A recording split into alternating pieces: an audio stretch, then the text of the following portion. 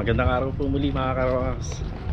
Welcome back po muli dito sa aming channel. Ngayon ay araw po ng linggo. Binabati ko nga po pala ng happy birthday si Sir June Angelo Audal, yung client namin sa Phase 4 noon. Yan, happy birthday sa inyo sir. And more birthdays to come pa.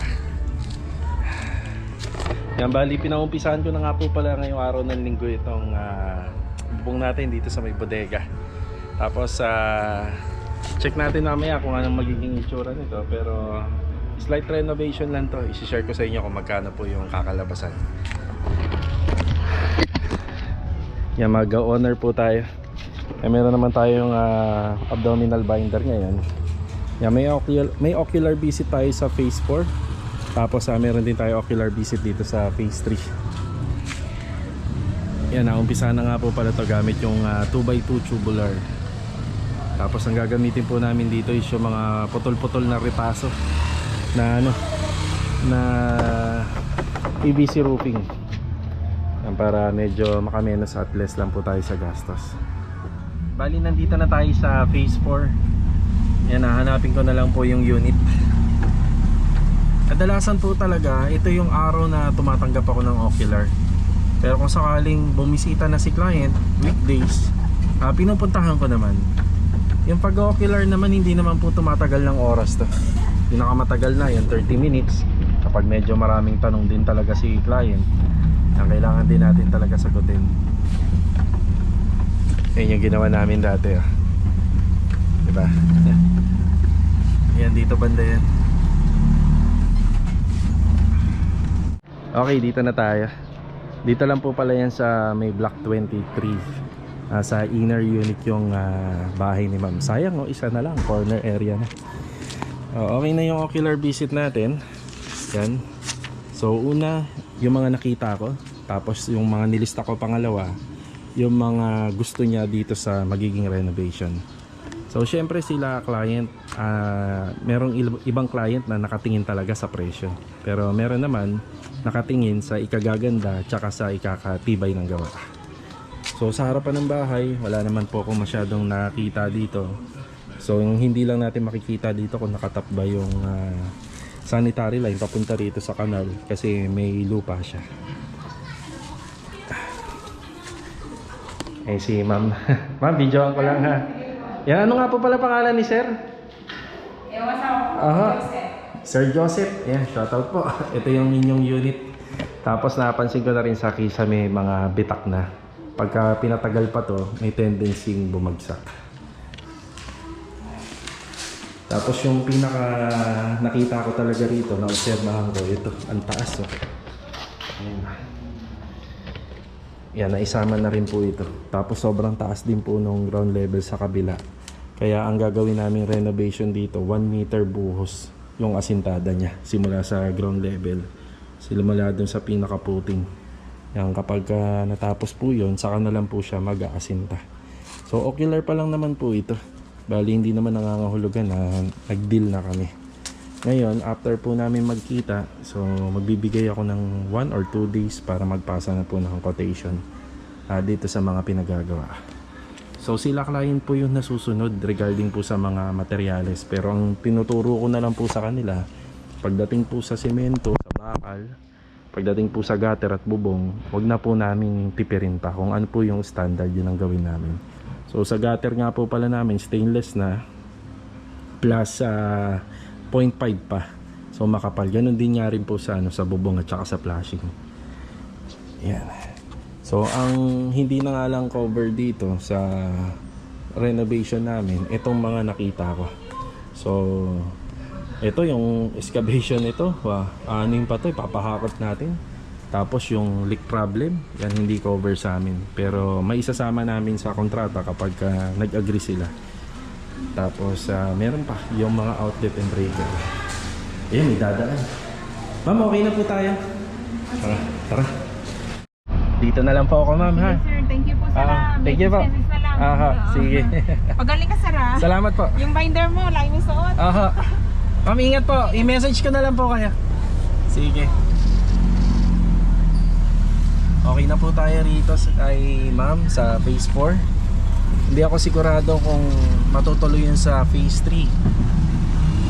Yan kasi ang makikipagkita sa atin doon yung pamangkin.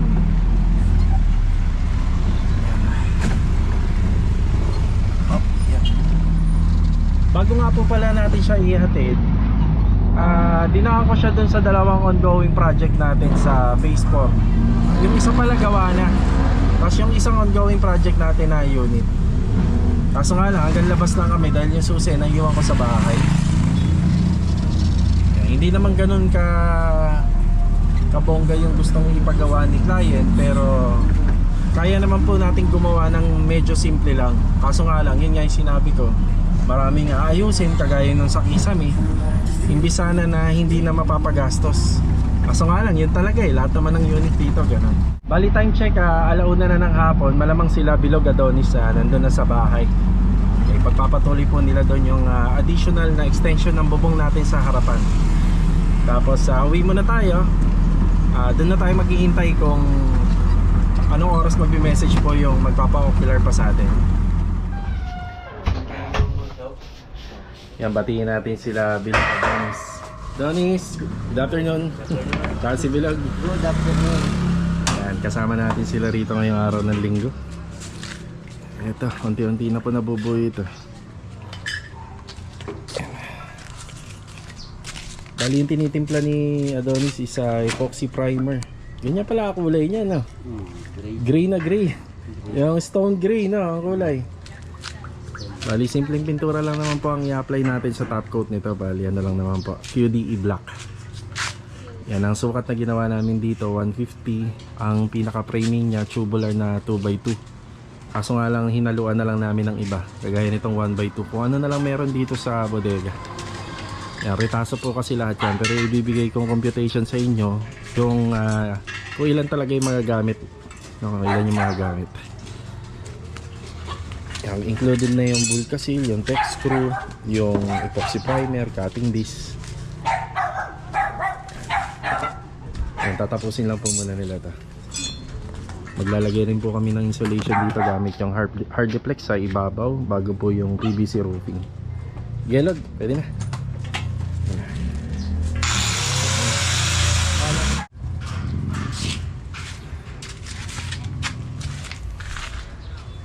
Si Adonis nag-uumpisa na magpahid ng primer. Yan, bali pinapasaktohan ko na lang yung mga bakal kasi halos wala na kaming pintura nung pang retouch nila. Yung ginamit ko nga pala rito, seal gray. Yan, seal gray dun sa mga walls. Kaso nga lang ubos na.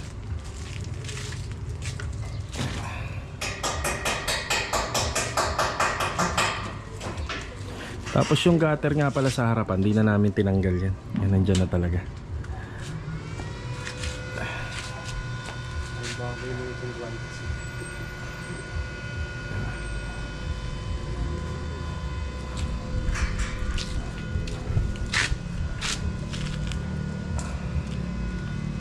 Tapos na yung primer coating ng mga bakal. Ang QDE black naman.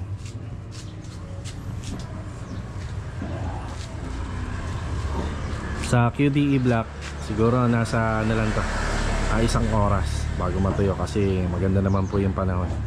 Mainit.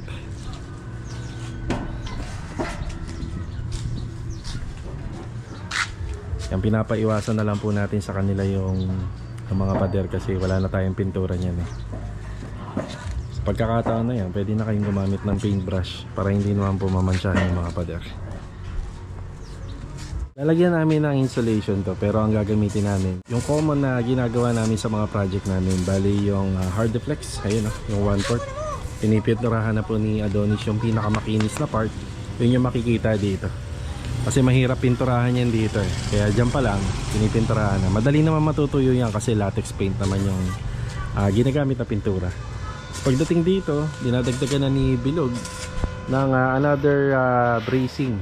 So explain ko to mamaya kung bakit matibay itong gawa namin. Bali 150 cm nga po pala yung width nito. Pero hindi namin ginamitan ng poste. Kaya medyo mahaba yung span nung ano niya, ng nakahang. Pero matibay yung pagkakagawa namin. So ayan o. Kanya nagsilbing tukod. Tapos ito rin. At saka yung sa dulo. Bali uulitin ko yung paliwanag ko rito mamaya kung bakit naging matibay ito. Syempre mabigat po yung Hardiflex. Medyo bumigat na rin nga po pala itong ginawa namin dito. Kasi mga 2x2 na bakal yung ginamit. Tsaka itong gagamitin natin ng mga PVC. Medyo mabigat din po ito. Pero matibay ito ang gawa. Okay, break time na. Kanina nga pala nagbigay sila Ma'am Mercy ng pagkain. May spaghetti, may salad.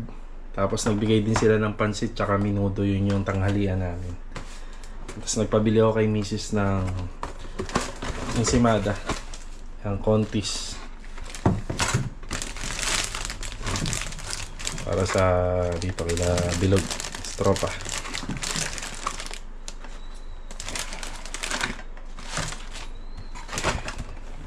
Yan, break time muna. Bilog, baba ka muna, Log. Break time muna. Doon na. Kain muna, kain. Mahalaga pa rin may laman ng sikmura. Ito na nga po pala yung ginagawa nila rito. Ilalagay na nila yung ating Hardiflex.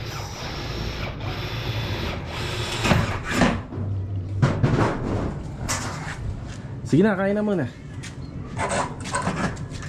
Lalamig yung salad. Lalamig yung salad. Baba mo na, Lag. Lalamig yung salad.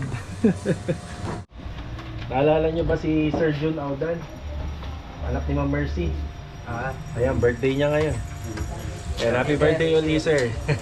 Yung handa niya nakarating dito. Ayan na. Tibay kasi kanina nandyan si Bilog sa taas. Natungtong. Kailangan naman ganun. Kasi paano na lang paglilinisin yan. Kailangan natutungtungan, di ba? Yan, simple lang yan. Napaka-onting bakal lang po niyan pero matibay siya. Kaya niya bang ubusin niya? Ubusin niya. Yan, may ensimada dyan. May salad din. Ayan, may salad pa. Tama-tama, mainit. Kasi Sige, tatatapos lang.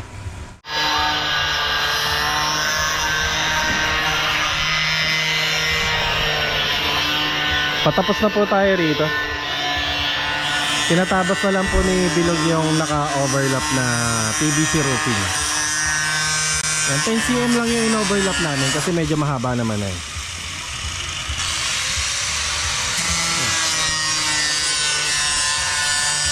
Ayan, tapos na po tayo rito. Yan, okay na. Yan, maraming salamat ngayong araw. Ngayong araw na to, Adonis at saka kay Bilog. Sige ha. Okay. Bali, explain natin yung mga ginawa dito. Ayan, bali nag-bracing po tayo ng 2x2 rito. Yan yung pinaka-framing. Tapos gumamit na lang tayo ng 1x2 rito kasi kinulang na po yung dalawa nating tubular. Bali dalawa lang po kasi ginamit natin na 2x2. So kung tutusin lang, lahat-lahat ng bakal na to aabutin po siya ng tatlo. Yan, tatlong 2x2 na tubular kasama na yung ginamit namin pang-bracing dito. Tsaka dito, tsaka dun sa dulo.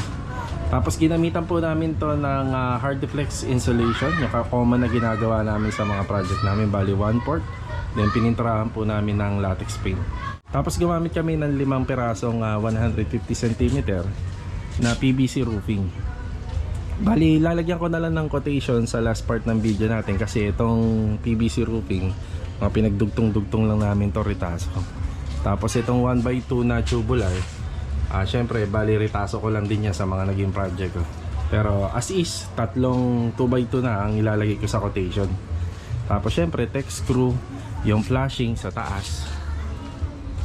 Yan, flashing natin doon lang po sa may wall flashing lang. Hindi na tayo gumamit dito sa side flashing. Okay na po yan sa akin. Ito kaya naging matibay ito mga karos, kahit medyo mahaba yung span niya. 150 cm po kasi yan eh. Tapos medyo nakaslope na dito. Naging matibay yan dahil dito una. So bumaon kami ng kabelya rito, tapos winelding na. Tapos dito banda may flat bar kami dito. Tapos binaunan po namin siya ng nail gun. Tapos winelding po namin to, itong pinaka frame na to. At isa sa mga nagpapatibay dyan, meron kaming nakakapit dun sa taas. Itong Raptor na to ng ating dating unang yero or unang bubong, yan, nakakapit po yan dyan. Tsaka dito rin, meron din po yan pataas. Tapos nagpalagay pa ako ng isang bracing pa rito kung saan nakatutok yung ating pinaka bracing na 2x2. Ganun din dito sa kabilang side. Yung ganun din ginawa dyan. Kaya magagarantiya po natin na matibay po yung pagkakagawa nito. Syempre ilang beses po aakyatan yan kapag po nagpa aircon cleaning tayo kasi yung condenser nasa taas. Yan, ganun din po rito. Ayan o, may nakasalo po yan papunta dun sa taas. So kaya siya matibay. Ito nga po pala yung mga listahan mga karohaus ng ating mga materyales na ginamit dito. Tapos i-overall ko na din, syempre plus yung labor pa ng dalawang gumawa ngayong araw. O diba? May tambayan na po si e-bike dito. Kahit yung e-bike ni Mrs. na pink, yung pang school service ni Chanel, at saka yung service e-bike ko na maliit, yung single, pwede na po dito. Ang isa lang sa nakita akong disadvantage nito, kasi hindi ko siya nilagyan ng gutter dahil mababa na nga. Kung lalagyan pa ng gutter, ito kapul na kapul tong owner ko. Yan, kapag sa tuwing umuulan, dito punta ng tubig. Yan, isa po yan. So syempre may ano naman tayo rito, may kortina. Tsaka sa tuwing umuulan naman talaga nababasa po ito. O diba? Paano mga karos, hanggang dito na lang po muna uli yung ating video. Sana meron na uli tayong natutunan po dito sa aming channel. So ako po ay nagpapasalamat sa inyong walang sawang suporta sa panonood po dito po sa aming channel. Siya nga pala, paki-subscribe na nga lang po pala dun sa mga bago nating viewers. At huwag po kalimutan mag-iwan ng like sa mga video na na-upload po namin. Kita-kita na lang po ulit for the next video. Para po muna.